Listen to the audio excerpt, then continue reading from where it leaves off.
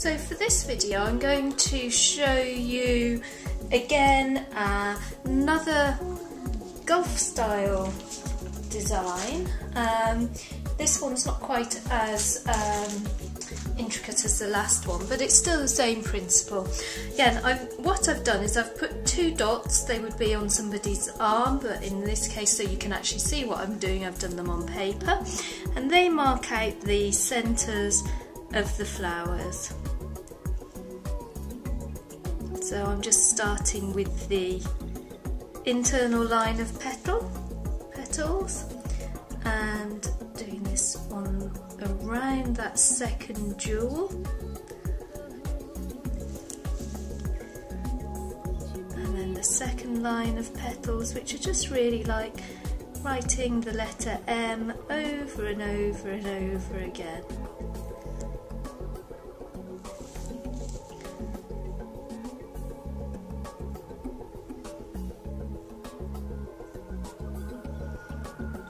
This is a nice quick way to almost like warm up your hand for your henna application, just to do these quite simple shapes at the beginning.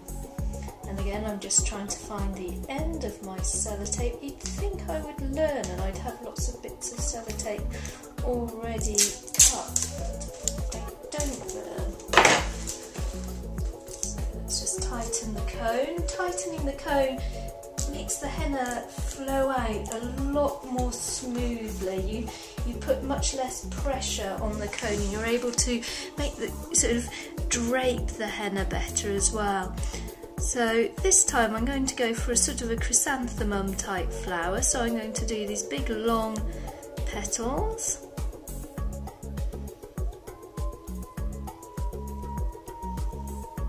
These are really stunning single flowers within a design.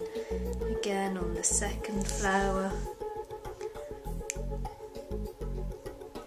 Of course you could do one flower at a time if you wanted to. And then there's various different fills you can do. You can do a dot and then drape the line in towards the centre.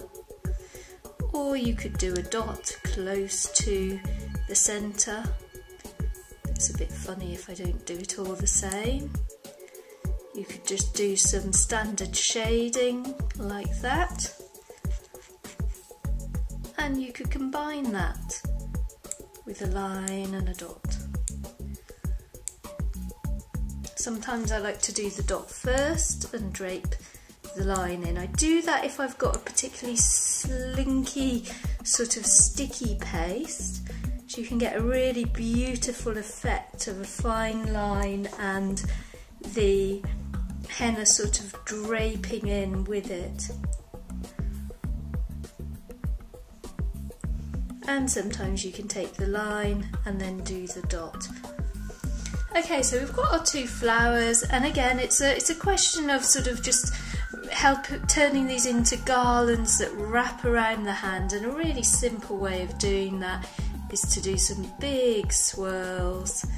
You can make the lines nice and thick by squeezing hard on the cone. And again, we'll do the same thing on the other direction. A nice thick line, and we can get some of those nice big leaves.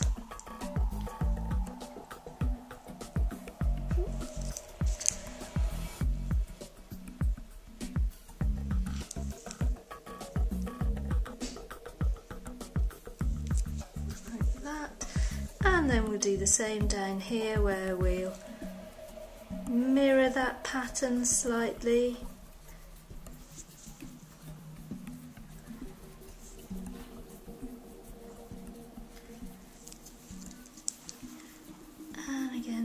Big, long, thin leaves. I told you I like this technique of doing the line of dots. There you go.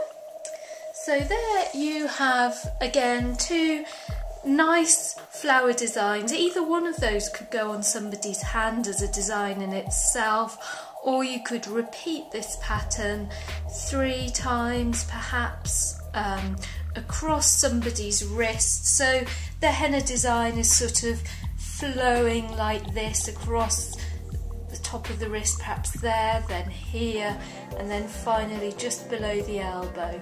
And you could sort of have some tendrils then going down the fingers. Really nice, quick way of covering quite a lot of skin.